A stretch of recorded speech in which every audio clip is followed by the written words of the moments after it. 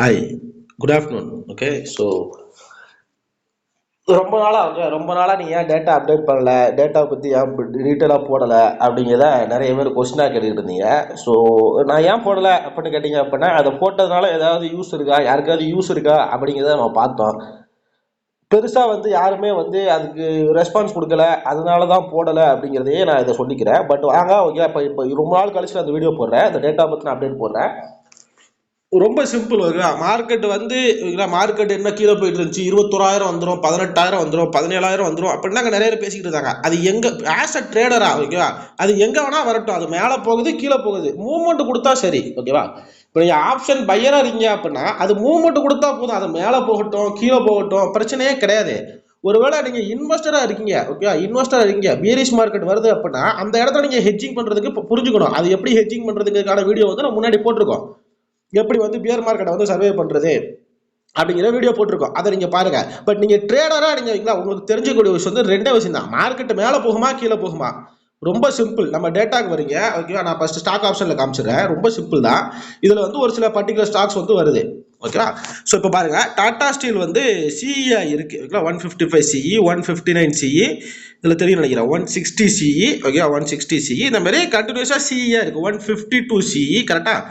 152 CE, 157 CE, இப்படி வரிசையாக நிறைய சிஇ இருக்கு, ஓகேவா. ஸோ அப்போ பார்த்தீங்க அப்படின்னா சிஇயா இருக்கு அப்படின்னா டாடா ஸ்டீல் அப் ட்ரெண்ட், ரொம்ப சிம்பிள், அப் ட்ரெண்ட், ஓகேங்களா. இப்போ நியர்பை எங்க ஓப்பன் ஆச்சு நீங்க செக் பண்ண போறீங்க. ஓப்பன் ஆனது 146.70 80 அந்த ரேஞ்சில் ஓப்பன் ஆயிருக்கு. நமக்கு ஃபர்ஸ்ட் வேல்யூ என்ன இருக்கு, 152 சி இருந்துச்சு, கரெக்டுங்களா. 152 சி இருக்கு, ஃபர்ஸ்டா இருக்கு பாருங்க. அப்போ 52ங்கிறது ஃபர்ஸ்ட் டார்கெட். ஒருவேளை 52 தாண்டப்ப அதுக்கு அடுத்த வேல்யூ என்ன இருக்கு, 57 இருக்கு, 55 இருக்கு, கரெக்டுங்களா. இதில் பாருங்க 55 இருக்கு, 55 second target, 57 second third target, 59 fourth target, 60 fifth target. So ஒரே நாளில் 5 டார்கெட் அடிக்குமான்னு கேட்டிங்கன்னா அடிக்காது. பட் ஆனால் நார்மலாக நீங்கள் பார்த்தீங்க அப்படின்னா இது புல்லிஷாக இருக்கு அப்படிங்கிறத நீங்கள் புரிஞ்சுக்கலாம். 152 ஃபர்ஸ்ட் டார்கெட்டில் ஒரு டார்கெட் அச்சீவ் ஆயிருச்சு அப்படின்னாலே உங்களுக்கு ப்ராஃபிட் புக்கிங் நடக்கும் அப்படிங்கிறத நீங்கள் புரிஞ்சுக்கலாம், ஓகேவா. நம்ம பார்த்துலாமா சார்ட்ல நடந்திருக்கு அப்படின்ட்டு. பாருங்க, இன்னைக்கு ஓப்பன் ஆயிருக்கு, நான் வச்சிருக்கிறது 15 மினிட்ஸ் டைம் ஃப்ரேம், ஓகேவா. ஸோ ஓப்பன் ஆயிருக்கு, ஓப்பன் ஆகிட்டு எக்ஸாக்டாக 152க்கு போயிருக்கு, 52ல நடந்துக்குது, ப்ராஃபிட் புக்கிங் நடக்கு. ஸோ நீ ஒரு 6 ரூபா 7 ரூபா அப்படிங்கிறது ஈஸியாக பிடிச்சிருக்கலாம். டாடா ஸ்டீலுங்கிறது நம்ம டேட்டா ஃபாலோ பண்ணுறவங்களுக்கு தெரியும். கடைசி ஒரு 2-3 நாளா இல்லை 3 நாளா உங்களுக்கு சி டேட்டா காமிச்சிட்டே தான் இருக்கு. இப்போ என்ன காமிக்குதோ அதுதான் காமிக்குது. அப்போ நீங்கள் கேதர் பண்ணி பிடிச்சிருந்தீங்க அப்படின்னா இங்கேயே நீங்கள் பிடிச்சிருப்பீங்க, இந்த லோல இருந்தே பிடிச்சிருப்பீங்க. இல்லை கிட்டத்தட்ட 135 இருந்து 150 150 ரூபா உள்ள ஸ்டாக் 20 பாயிண்ட் 30 பாயிண்ட் மூவ்மெண்ட் கொடுக்கு 3 நாள்ல அப்படின்னா அது ஒரு நல்ல ரிட்டர்ன்ஸ், ஓகேவா. நீங்க ரொம்ப கஷ்டப்படணும் அப்படிங்கிற அவசியங்கள்லாம் இங்க கிடையாது. அது மாதிரியே பாருங்க, சேல் 115 சி இருக்கு, ஓகே, நான் அதையுமே சொல்லிக்கிறேன், கடைசியில் சொல்றேன். 115 சி இருக்கு, 120 சி இருக்கு. அப்போ 115 ஃபர்ஸ்ட் டார்கெட், 120 செகண்ட் டார்கெட், இதுதான் கான்செப்ட் இல்லைங்களா. இங்க பாருங்க, எடுத்து பாருங்க, 113.50 ஓப்பன் ஆயிருக்கு, 114.90, ஓகேங்களா. அப்போ கிட்டத்தட்ட ஆல்மோஸ்ட் ஃபர்ஸ்ட் டார்கெட் ஹிட், 10 பைசா வித்தியாசம், ஓகேங்களா. ஃபர்ஸ்ட் டார்கெட் ஹிட் ஆனால் என்ன நடக்கும், ஆட்டோமேட்டிக்கா ப்ராஃபிட் புக்கிங் நடந்திருக்குதுங்களா உங்களுக்கு, ஓகே. ஸோ ஃபர்ஸ்ட் 15 மினிட்ஸ்லேயே முடிச்சிட்டாங்க, ஓகேங்களா. பட் நான் இருந்தாலும் ஒரு கான்செப்ட் சொல்றேன். இந்த அண்டர் 200 ருபீஸ்ல இருக்கிற ஸ்டாக்லாம் நம்ம எலிமினேட் பண்றோம். எதுக்கு எலிமினேட் பண்றோம் அப்படின்னா, 200 ரூபாய்க்கு கம்மியா இருக்கிற ஸ்டாக் 2 பாயிண்டோ இல்லை 3 பாயிண்டோ தான் மூவ்மெண்ட் நடக்கும், அதுக்கு மேல நடக்காது, ஓகே. 2 பாயிண்டோ இல்ல 3 பாயிண்டோ தான் மூவ்மெண்ட் நடக்கும், அதுக்கு மேல நடக்காது. அப்போ நான் 200 ருபீஸ்க்கு மேல உள்ள ஸ்டாக் எடுத்தேன் அப்படின்னா ஈஸியா 10 பாயிண்ட் இல்ல 8 பாயிண்ட்ல 9 பாயிண்ட் நடக்கும். அதுல ஒரு 3 பாயிண்ட் 4 பாயிண்ட் கேதர் பண்ணாலும் நான் நல்ல ப்ராஃபிட்ல இருப்பேன் அப்படிங்கிற கான்செப்ட் தான், ஓகே. அப்படி நீங்க எலிமினேட் பண்ணிட்டீங்க அப்படின்னா, இப்போ இதுல பாருங்க ஆக்சிஸ் பேங்க் இருக்கு, இல்ல. இப்போ நீங்க எந்த ஸ்டாக்லாம் எடுத்து பார்க்கலாம், உங்களுக்கு ரெஃபரன்ஸ்க்காக காமிக்கிறேன், ஐஓசியுமே காமிக்கிறேன். 125 சி, 140 சி, கரெக்டுங்களா. இப்போ நான் எடுத்து பார்த்தேன் அப்படின்னா மார்க்கெட் புல்லிஷா தான் இருக்கும், ஓகேங்களா. 125 தான் ஃபர்ஸ்ட் டார்கெட்டா இருக்கும், ஆல்ரெடி டார்கெட் ஹிட் ஆகி தான் ஓப்பன் ஆயிருக்கும் உங்களுக்கு, கரெக்டுங்களா. அதில் ப்ராஃபிட் புக்கிங் போயிருக்கு, அதுக்கப்புறம் திருப்பி போகுது 130 சிஇ நோக்கி போகுது, ஐஓசி 130 வரைக்கும் டார்கெட் இருக்கு அப்படிங்கிறத புரிஞ்சுக்கலாம். அது மாதிரி நான் செபி ரிஜிஸ்டர் கிடையாது, நான் எஜுகேஷனல் பர்பஸ்க்காக தான் அந்த டேட்டா வீடியோவை போடுறேன், அதையுமே அந்த வீடியோவில் சொல்லிக்கிறேன், ஓகேவா. உங்களுக்கு வேணும்னா நீங்க இந்த டேட்டாவை பார்த்து ஓனா ட்ரேட் பண்ணுங்க அப்படிங்கிறது தான் அப்டேட், ஓகேவா.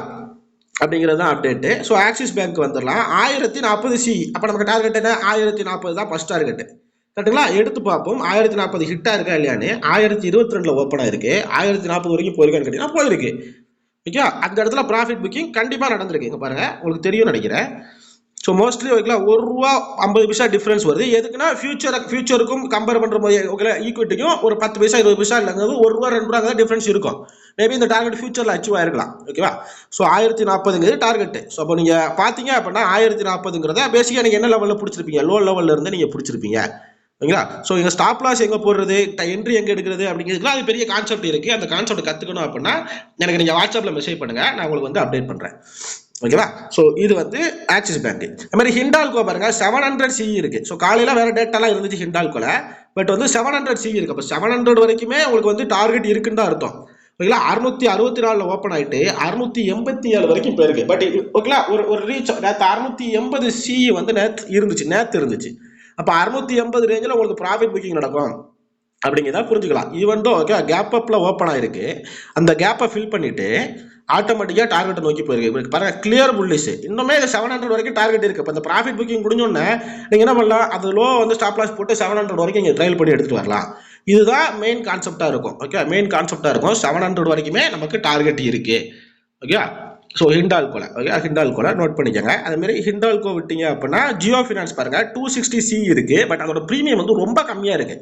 ஓகேங்களா? பட் இருந்தாலும் ஹென்ஸ் இதோட டேட்டா வந்து சிஇயா இருக்கிறதுனால ஜியோ ஃபைனான்ஸ் வந்து உங்களுக்கு அப் ட்ரெண்ட்ல தான் இருக்கும் அப்படிங்கிறத கண்டுபிடிச்சிடலாம். அது மாதிரி நீங்க அப் ட்ரெண்ட்ல இருந்துச்சான்னு கேட்டீங்கன்னா அப் ட்ரெண்ட்ல தான் இருக்கு. 218 இருந்து 222 22 வரைக்கும் போயிருக்கு. ஆனா அதோட ப்ரீமியம் வந்து ரொம்ப கம்மியா இருக்கு, 50 பைசா தான் இருக்கு. அப்படிங்கும் போது அதை நம்ம கன்சிடர் பண்ணிக்க வேணாம். ஓகேவா? ஜியோ ஃபைனான்ஸை விட்டீங்க அப்படின்னா உங்களுக்கு வேற என்ன கிடைக்கும், டாடா பவர் வித் 400 CE, அதுவுமே கம்மி ப்ரீமியம் தான். பட் இருந்தாலும் அப் ட்ரெண்டா இருந்துச்சான்னு கேட்டீங்க அப்படின்னா புள்ளிஷா தான் இருந்திருக்கு. தெரியும் நினைக்கிறேன் உங்களுக்கு. ஓகேங்களா? புள்ளிஷா தான் இருந்திருக்கு. ஸோ நீங்க பார்க்க போறது ரொம்ப சிம்பிளான விஷயம் தான். சியா பியா அவ்வளவுதான் கான்செப்ட். ஓகேவா? ஸோ டார்கெட் இருக்குன்னா எங்க வரைக்கும் டார்கெட் இருக்கு அப்படிங்கிறத பார்க்க போறீங்க. ஓகேவா? பேடிஎம் பாருங்க 700 CE இருக்கு. பட் வந்து யோசிச்சு பார்த்தீங்க அப்படின்னா இதோட ஓப்பன் வந்து பார்த்தீங்க அப்படின்னா ஆல்ரெடி 700க்கு மேலே தான் ஓப்பன் ஆயிருக்கு. பட் சி இருக்கிறதுனால இது புள்ளிஷா தான் இருக்கும் அப்படிங்கிறத நீங்க எடுத்துக்கலாம். ஆனால் வந்து டார்கெட் வந்து உங்களுக்கு கிளியரா தெரியல. ஓகேங்களா? ஸோ டார்கெட் கிளியராக தெரில. ஆனால் வந்து ஒருவேளை நீங்கள் எடுத்திருந்தீங்க அப்படின்னா ஓகேங்களா 700 அப்படிங்கிறது தான் வந்து உங்களுக்கு டார்கெட்டாக இருந்திருக்கும் முன்னாடியே எடுத்திருந்தீங்கன்னா. ஸோ இவ்வளோ தான் விஷயம். ஸோ இதுமாதிரி ஓகே இப்போ ஸ்டாக்குக்கு நம்ம பார்த்துட்டோம். இதே மாதிரி நம்ம இதுக்கு வருவோம். பேசிக்காக என்ன ட்ரேடர் என்ன மேலே போமா கீழே போமா, இண்டெக்ஸ் ஆப்ஷன் வரீங்க. ஓகேவா? நிஃப்டியில் சிஇயா இருந்துச்சு அப்படின்னா மார்க்கெட் அப் ட்ரெண்டு. ஓகேவா? ஸோ இந்த மாதிரி வேற டேட்டா பேங்க் நிஃப்டி இந்த மாதிரி டேட்டா இருந்துச்சு அப்படின்னா அதுவுமே அப் ட்ரெண்டு அப்படிங்கிறத நீங்கள் புரிஞ்சுக்கலாம். ரொம்ப சிம்பிள் தான். நிஃப்டி சிஇயா இருந்துச்சு அப்படின்னா அது அப் ட்ரெண்டு, நீங்கள் மார்க்கெட்டில் புல்லிஷாக தான் ட்ரேட் பண்ண போறீங்க. ஸோ இதை பற்றி இன்னும் டீட்டெயிலாக கற்றுக்கணும், இல்லை கண்டினியூஸாக இது மாதிரி வீடியோஸ் வேணும் அப்படின்னா நீங்கள் வந்து எனக்கு கமெண்ட்டில் சொல்லுங்கள். இதேமாதிரி நம்ம டெய்லி டேட்டா கடை அப்டேட் போடுவோம். இதுக்கு முன்னாடி நான் போட்டுக்கிட்டு இருந்தேன். பட் வந்து அதுக்கு பெருசாக வந்து ரீச் இல்லை அப்படிங்கிறதுனால வந்து நான் வந்து போடுறதை நிறுத்திட்டேன். ஸோ உங்களுக்கு ஏதாவது டவுட் இருந்துச்சு அப்படின்னா எனக்கு வாட்ஸ்அப்பில் மெசேஜ் பண்ணுங்கள், நான் உங்களுக்கு அப்டேட் பண்ணுறேன். ஸோ டேட்டா காமிச்ச மாதிரியே நிஃப்டி புள்ளிஷாக இருந்துச்சான்னு கேட்டிங்கன்னா புள்ளிஷாக இருந்துச்சு. ஓகேங்களா? ஸோ வேறு ஏதாவது டவுட் இருந்துச்சுன்னா நம்ம மெசேஜ் பண்ணுங்கள். இதோட அந்த வீடியோ முடிச்சுக்கிறேன். ஸோ வேறு ஏதாவது ஸ்ட்ராட்டஜி உங்களுக்கு வேணும் அப்படின்னு நினச்சிங்க அப்படின்னா அதையுமே கமெண்ட் பண்ணுங்கள். அதுக்கான ஸ்ட்ராட்டஜியுமே நம்ம வீடியோ போடுவோம். ரொம்ப நன்றி. Thank you so much.